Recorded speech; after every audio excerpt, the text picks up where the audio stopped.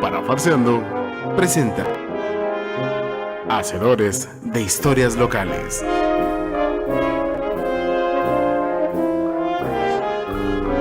Y en este primer programa vamos a parafarsear un concepto, el concepto del sacrificio. La palabra sacrificio, que originalmente viene de sacro facere o hacer sagradas las cosas. Vamos ahora a leer 4 diferentes cuentos sobre este significado, revisando la transformación y lo perdido que tenemos lo sagrado en nuestra vida o lo lejano que tenemos los dioses también el día de hoy. Así es. Y nos vamos con el primer cuento. El primer cuento dice así. Marlon, pintado de rojo. A ver, permítanme, es que lo estoy leyendo en vivo y se me trabó la computadora, siempre pasa eso, ¿no? Marlon, pintado de rojo de pies a cabeza, se manifestaba fuera de la corporación Pharmacop. Estaba encadenado en una jaula, con visibles tubos en la boca y la nariz. Tenía un enorme letrero en la mente. No más experimentos. A grandes gritos, la tuba exclamaba: no más sacrificios animales, por ningún motivo. Para Marlon, sus amigos de los animales es un sacrificio sacrílego, y él mismo se sacrifica durante 60 horas, causando estupor y dolor. Cada momento que nos revela el mar del siglo XXI es sagrado. Julia, por otro lado, en el mismo edificio, pero en un laboratorio, contempla y toma notas de Mino, un chimpancé en el que prueba una cura contra el SIDA. Con esperanza ve el cuidado continuo y el cariño que la une al simio. Ha valido la pena. Dormir en el laboratorio monitoreando a Mino cada hora, día y noche, por años.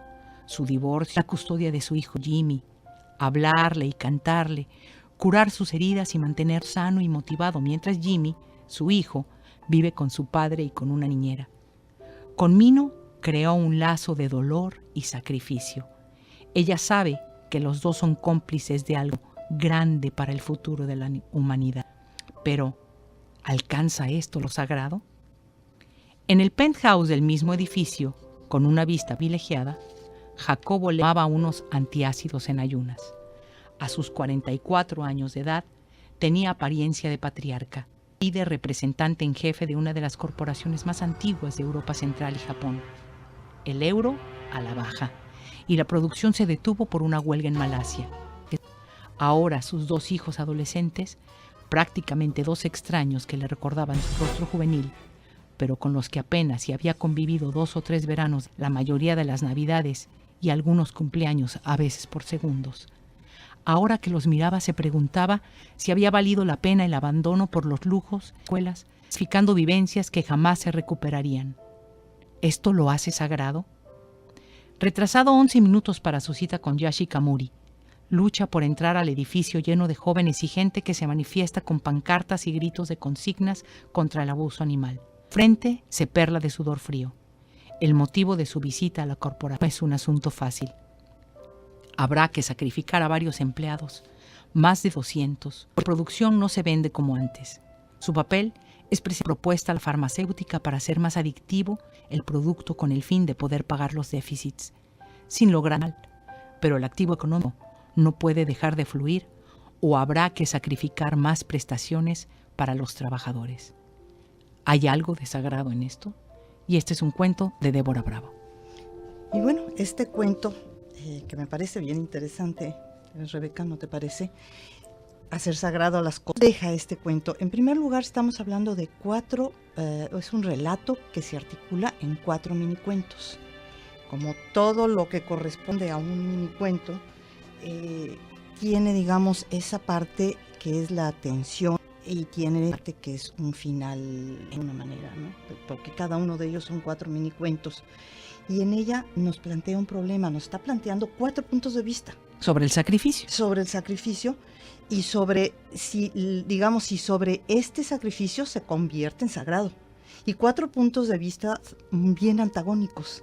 O sea, cada uno que está luchando en contra de esto. En el laboratorio, la mujer que se dedica a tratar de encontrar cura. y el otro, digamos, el empresario que piensa en sus empleados y que si esto no funciona va a tener que correr a un montón de empleados. Es decir, nos genera ahí problema, una tensión y sobre todo también una duda entre el bien y el mal. Claro. Y bueno, este cuento que escribió Débora Bravo, le queremos agradecer y le queremos invitar a usted que escribe, que sabemos que hay mucha gente en Puerto Vallarta y en Vallartas que escribe, pues que nos manden sus textos.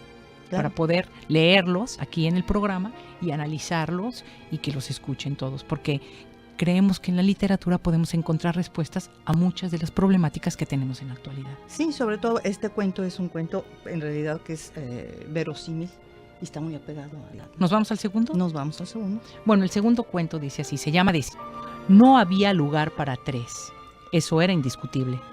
Lo pensara como lo pensara, lo acomodara. No había lugar para tres. Estaba claro. El futuro, el dinero, el tiempo, todo estaba más que claro. Lo que no estaba era por qué desprenderse de una criatura que por extrañas combinaciones y accidentes ya estaba ahí. Otro cuento de Roberto Díaz. Los títulos siempre muy importantes porque Decisiones, este título nos lleva precisamente al punto de inflexión de la tensión de todo el cuento, ¿no? Para mi gusto es una reflexión más metafísica que moral o religiosa. Es decir, está hablando del concepto del hombre, de sus necesidades, contra un concepto universal, que es la maternidad. Y bueno, está hablando de un sacrificio, son dos tipos de sacrificio. Uno es el sacrificio de una vida que se va a quitar, y el otro es el sacrificio de no tener hijos para dedicarse al trabajo. Entonces nos genera, digamos, esta tensión que nos cuestiona si las decisiones que se toman son correctas o son incorrectas. Y en este tiempo que vivimos, esta posmodernidad, ¿no?, en donde las cosas han cambiado tanto, Damaris, porque si antes estábamos, no sé, como más dispuestos al matrimonio, a ser madres, ahora hay muchos jóvenes que no. Entonces tienen que tomar esa serie de decisiones que de alguna manera llevan un sacrificio. Un sacrificio y sí es toda una reflexión metafísica. En un contexto de la palabra sacrificio en donde hablamos no sagrado algo, sino de ofrecerlo en pos de algo que consideramos como sagrado. Bueno, nos vamos con el tercer cuento. El tercer cuento se llama El Hijo y dice así. Hola mamá, ¿cómo ha ido tu día?, decía Juan todas las tardes después de volver de un arduo día de trabajo, plantando y cosechando maíz en los altos de la montaña. Su madre, la señora Gloria, se alegraba muchísimo al ver llegar a su hijo. Siempre los esperaba con la comida lista, hacía los mejores guisos del mundo, o eso decía Juan cada vez que acababa de comer. Por motivos económicos, hacía poco que se habían mudado a Quilinacatuqui, un pueblo con bastante encanto, cuyo nombre ni yo puedo pronunciar. Estaba bastante oculto podría decirse que en las entrañas. Había notado que justo antes de que el sol se ocultara, todos los habitantes y no se escuchaba ni un ruidito. Una noche, en que se les había acabado la leche, Gloria mandó a Juan con los perros a comprar. Cuando Juan volvió, se dio cuenta de que su cuerpo no tenía forma física. Y este cuento es de Dacia Maite. Bueno, y aquí Dacia nos presenta un cuento fantástico, ¿no? Con la particularidad que tienen todos los cuentos de este género, que no hay explicación coherente a un final, ¿no? Y de alguna manera aquí el título también nos está llevando a, desde el título, el hijo, empezamos a pensar qué va a suceder con ese hijo. El hijo ya nos está llevando a la conclusión finalmente de este cuento, a la tensión final de este cuento, que es que pierde una figura física que no tiene mucha coherencia, pero finalmente es un cuento de género fantástico que de alguna manera me recuerda a los cuentos de Lovecraft. No sé si te parece a ti todos estos cuentos de Lovecraft con este horror cósmico que nos relata la ficción. Digamos, a una ficción a ciencia ficción. Sí, con un final que no acabas de entender.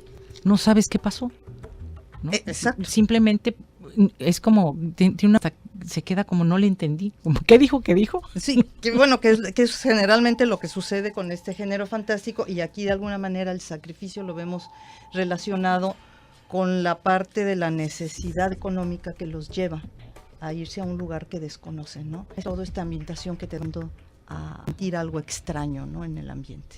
Bueno, el siguiente cuento se llama Huelga de hambre y dice así. Con gran esfuerzo fueron a su departamento en el segundo piso.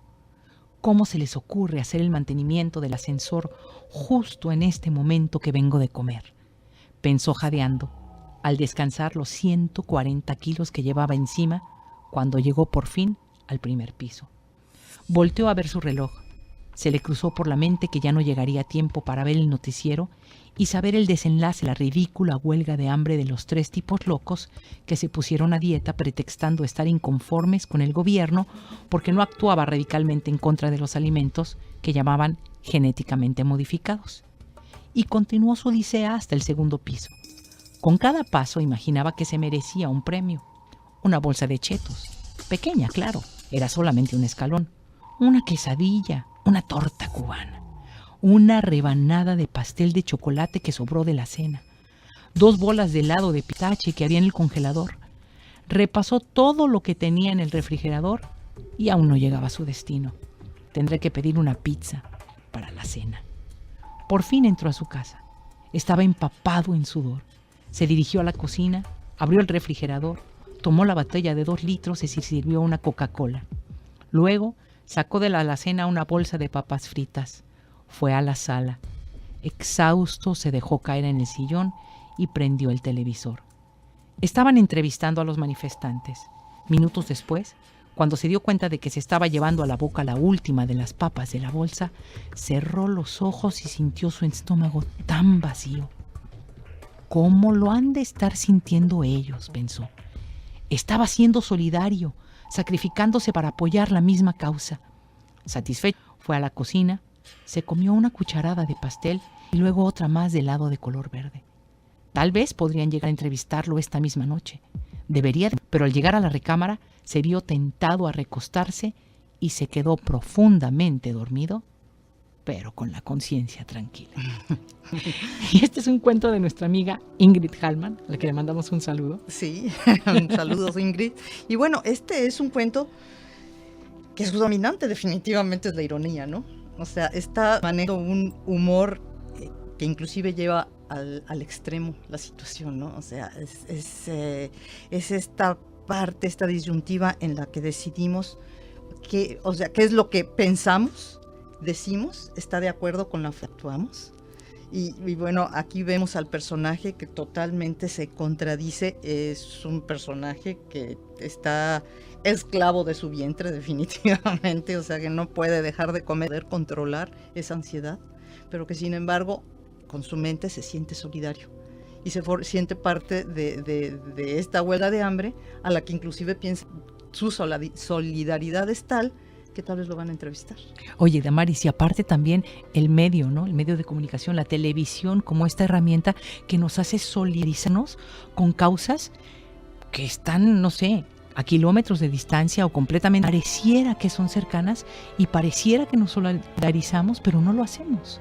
Y eso nos lleva a tener una conciencia tranquila y dormirnos en paz. Claro, ¿no? Este señor se solidarizó, se comió todo lo que encontró en el refrigerador, pero sentía el estómago vacío. Pero sentía el estómago vacío. Bueno, y el último cuento se llama La Guerra del Sol y dice así, Pablo Fernández. La niña miró con ternura por última vez, sin comprender que iba a morir. Ella sería decapitada y su padre sería quien blandiera la espada, el rey. Aunque había amor en la relación que tenían, algo más grande estaba por encima de cualquier cariño. El rey debería continuar su apellido, para lo cual era indispensable que su hijo varón volviera de la guerra. Había otros dioses, algunos compasivos, otros blandos y buenos, mas en ese reino, junto al mar, se adoraba al monarca de las sombras, un dios brutal para uno, justo para otros. Otorgaba lo que se le pidiera siempre y cuando se le diera de mayor o igual valor. Así, siguiendo los rituales de esa extraña región, el rey de cuanto el sol se escondió en la montaña. En ese momento una voz resonó en el templo y dijo: «Recibe la vida que quería. Recibí la vida que quería. te devolveré la vida que tú quieres. La princesa en un reino hecho enteramente de sombras, donde fue conocida por siempre como la mujer carne y tuvo al monarca de las sombras como esposo, quien al igual que su padre quería continuar su apellido y la había elegido hacía tiempo para engendrar a sus hijos. 3 días después del sacrificio, el hijo del rey llegó rengueando a su ciudad natal, narró a su padre y amigos cómo hacía 3 días sufrió en una batalla feroz y cómo un caballero llamado Tedricía lo había deseado, que en ese momento el monarca de las sombras apareció, le dio una mejor espada y le dijo: ya tengo la vida que quería, así que tu vida será tuya por más tiempo. Entonces con su nueva espada levantó una guardia alta y embistió contra su rival. Se había armado con una espada del príncipe, dio en el cuello del caballero y lo decapitó. Pero la espada del caballero dio entre las piernas del príncipe, mutiló su pene y cortó su pierna con fuerza. El corte hubiera hecho al príncipe desangrarse y morir, pero su trato con el monarca de las sombras lo había protegido. El rey tenía a su hijo con vida, pero éste no podía reproducirse y continuar su apellido, lo que lo llenó de cólera. El rey se cubrió de fuego y se elevó al grito de «Mataré la última sola de la tierra», y así se convirtió en el sol. Aunque ahora el sol amenaza las sombras, la de este era limitada, mientras que las sombras vivirían eternamente, esperando el día que el sol dejara de brillar y volver a reinar en la tierra.